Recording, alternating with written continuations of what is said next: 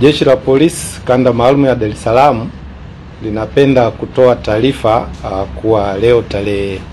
17 mwezi wa 3 mwaka 2025 majira ya saa 1:20 asubuhi katika barabara ya Nyerere maeneo ya Pugu mwisho wa lami imetokea ajali ya magari mawili kugongana na kusababisha kifo cha mtu mmoja na majeruhi kwa mtu mmoja. Ajali hiyo imetokea baada ya dereva wa daladala yenye usajili namba T580 EAE aina ya Tata Icha inayofanya safari zake kutoka Zingiziwa Chanika na kwenda Machinga Complex Ilala. Hiyo daladala ilikuwa ikitokea maeneo ya Pugu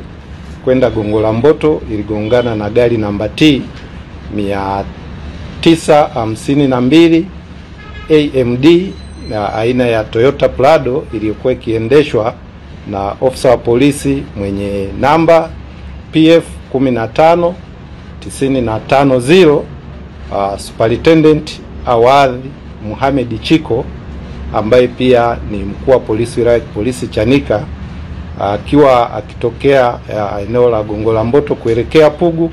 na kusababisha kifo cha ofisa huyo hapo hapo. Lakini pia ajali hiyo imesababisha majeruhi kwa WP namba 5616 Koprozbeda Ramadhani Sadala ambaye pia ni mfanyakazi wa polisi katika kituo cha polisi cha Chanika, aliyekuwa abiria kwenye gari namba T 552 AMD ambaye abiria huyu amevunjika mkono wa kushoto. Chanzo cha ajali hiyo ni baada ya dereva wa daladala kuyapita magari yaliyokuwa mbele yake bila kuchukua tahadhari na kusababisha kugongana uso kwa uso.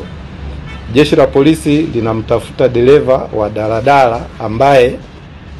hajafahamika aliyetoroka baada ya kusababisha ajali hiyo.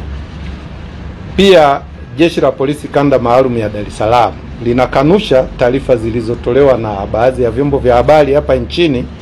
kuwa aliyefariki katika hiyo ajali ni kamishina wa operation na mafunzo Tanzania, Kamishina Awaz Juma Haji.